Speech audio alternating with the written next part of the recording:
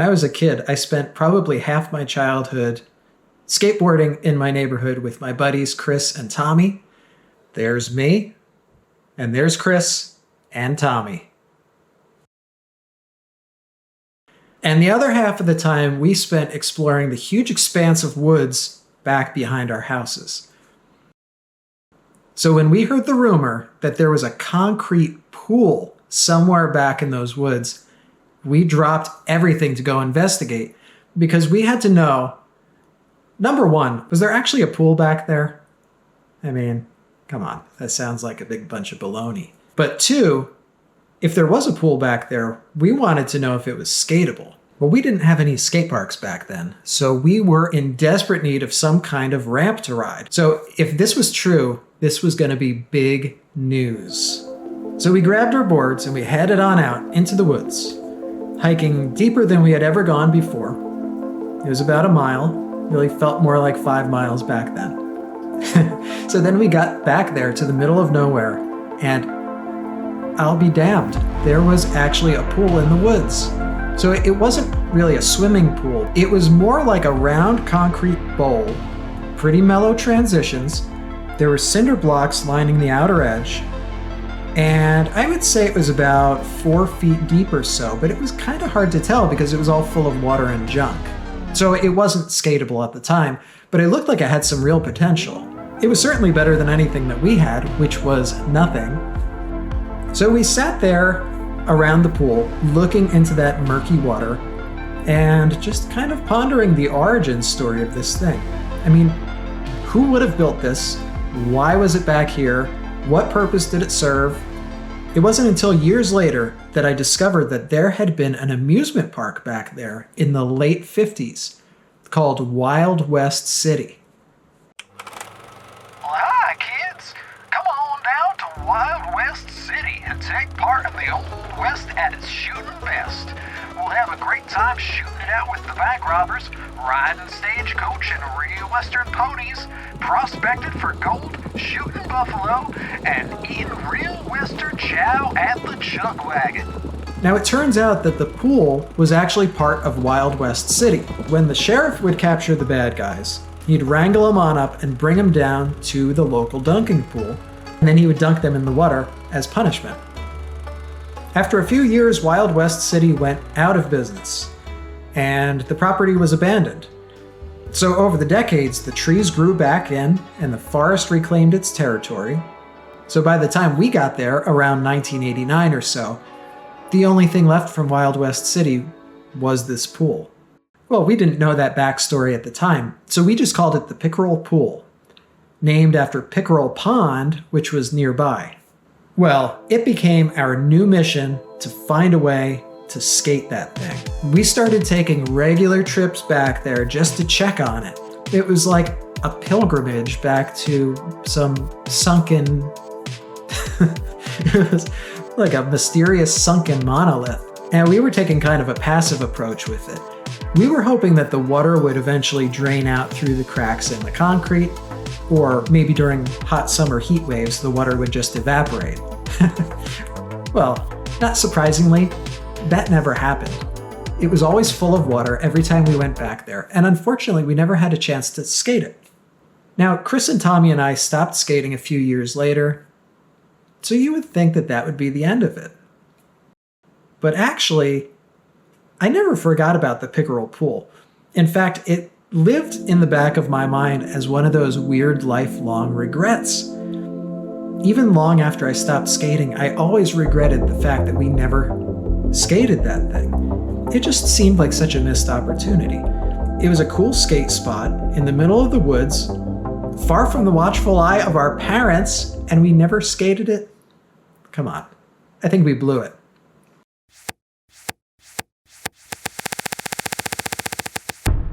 Fast forward to 2021. Nowadays, there are skate parks everywhere. It seems like just about every town has its own municipal skate park.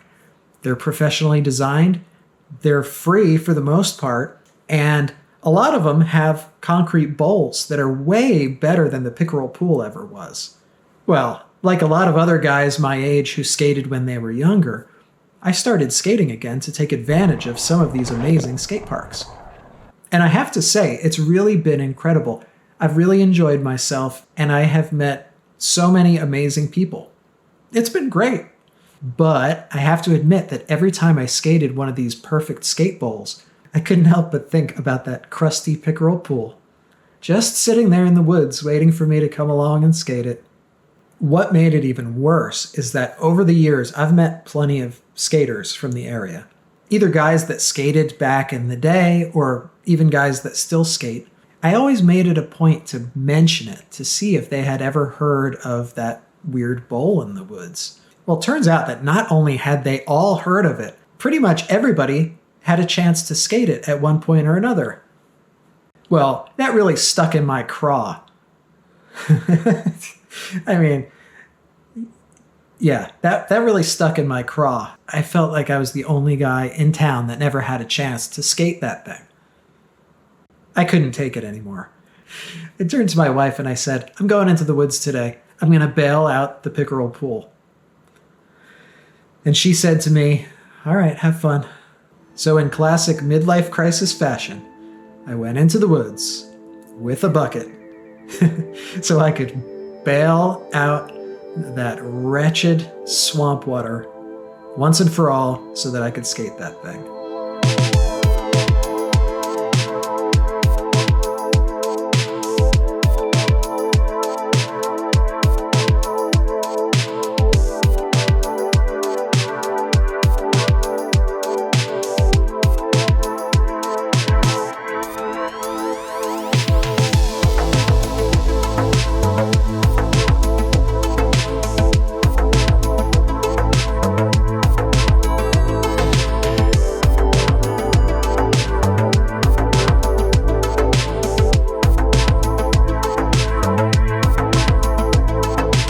Well, it took me 2 days to bail that thing out. All weekend. My back was killing me. But I did it. So I gave it a couple days to dry out. And in the meantime, I worked on a few old school skate tricks. You know, the kind of stuff that we might have done in there if we had the chance to skate it. And then a few days later, I finally had my chance to skate the Pickerel pool.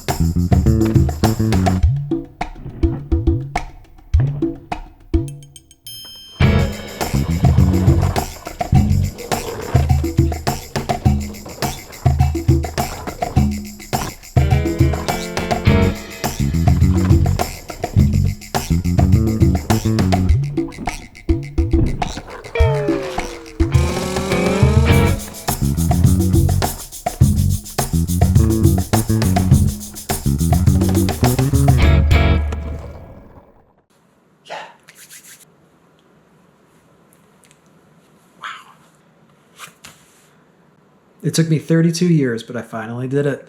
Finally got to skate the Pickerel pool. Okay, so I have to admit, that thing was a lot harder to skate than it looked, especially with only 6 months of skating experience under my belt. That thing was rough. It was crusty and lumpy and bumpy. There was grass sprouting out through the cracks in the concrete. It was a far cry from your perfect skate park bowl.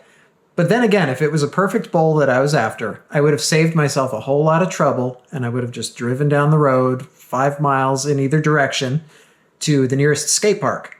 My mission was very specific. I wanted to skate that particular patch of sacred concrete so that I could have the Pickerel Pool skating experience once and for all. And to that end, it was unparalleled. I really enjoyed being back there in my childhood woods, surrounded by that sweet and pungent smell of pitch pines. No one else around, just me enjoying my own private little backwoods skate park. It was awesome. The first time that I skated it, I was a little bit bummed out because I wasn't able to really flow it like I expected. So I thought it was going to be like a one and done kind of deal. I didn't think that I would ever go back. On the way home, I texted my old childhood skate buddy, Chris. Now, Tommy unfortunately passed away a few years earlier, but I'm still in touch with Chris, so I sent him a picture of the Pickerel Pool empty, and I said, guess what I finally did? I finally skated the Pickerel Pool. Well, he texted me back and said, a quest completed. Now is the time to peacock. What? Now is the time to peacock. Now is the time to peacock. Yeah. Now is the time to peacock. You're right. Yeah, I like that. Well, that made me feel a lot better. Well, that gave me the inspiration to go back there as many times as I could. I ended up getting 4 sessions in, and every time that I skated there, it got better and better because I started figuring it out. Even started getting a little bit creative as far as what kinds of tricks I could do in different places. Well, after 4 sessions, we had a torrential rain, and it filled up the bowl pretty close to the top. So I went back there and I looked at it and I thought to myself, you know what? I did what I set out to do. I got to skate it. I got multiple sessions in on it. I even got some footage, so I was able to create myself that little edit so I could live out the Pickerel Pool skating experience forever. So I decided to just let it fill back up with water, and I was okay with that. So you would think that that would be the end of it, right? It was about 1.5 years later when the Pickerel Pool came up in conversation at the skate park. Some of my skate buddies were asking me about it because they knew that I had skated there. Well, that got my mind thinking a little bit, and the next thing I knew, I was hiking back there to go check on the Pickerel Pool. When I got there, I was really surprised to see it was almost completely empty. There was only a little bit of water at the bottom. I figured it would probably only take 15 or 20 minutes to bail it out. So I figured, why not? I bailed it out again, and I got a few more sessions in on it. Now, I didn't think that I would ever skate there again, so these were bonus sessions. Well, these sessions were so much different than the first sessions. For starters, I had an additional 1.5 years of skate experience under my belt, which obviously helps. This time was also different because I had already skated there before, so I wasn't so wrapped up in the shock of I can't believe I'm skating the Pickerel Pool. This time around, I could just go back there and skate for the sake of enjoyment. I made it a point to really open up all of my senses and really pay attention to everything that makes up the Pickerel Pool skating experience. All of the sights, the sounds, the smells, the wildlife that I would see back there, every little thing I was mindful about. And I think that really made these sessions kind of like my soul sessions. I ended up creating an edit of my return to the Pickerel Pool. I'll link that at the end of the video, but check that out. I think I really captured the essence of the Pickerel Pool skating experience, at least in my eyes. I think the weirdest thing about this, and I'm gonna get a little heady on you here, is if you can mentally collapse that dimension of time and realize that there was actually a Wild West show here way back when. Kids used to gather around this pool with their little cowboy hats and their cap guns. And now, way off in the future, I'm gathering here for entertainment, just a different kind of entertainment. And generations of guys have done the same thing. They've come here with their skateboards. There have been several different pro skaters that have come here to skate. This spot has been a skate spot longer than it was ever a Wild West show. Ugh, it's weird. I don't know how I'm gonna sleep tonight. I'm freaked out. Hey, thank you for joining me on this journey back through time. Do you have a skate spot like this from your childhood? If so, I'd love to hear from you. Tell me about it. If you have ever skated this particular spot, let's hear it. When were you there? What did you call it? What tricks did you do? Who were you with? Did you have to empty it out? Tell me all about it. I'd love to hear it. My name is Rob, signing off. Thanks for watching.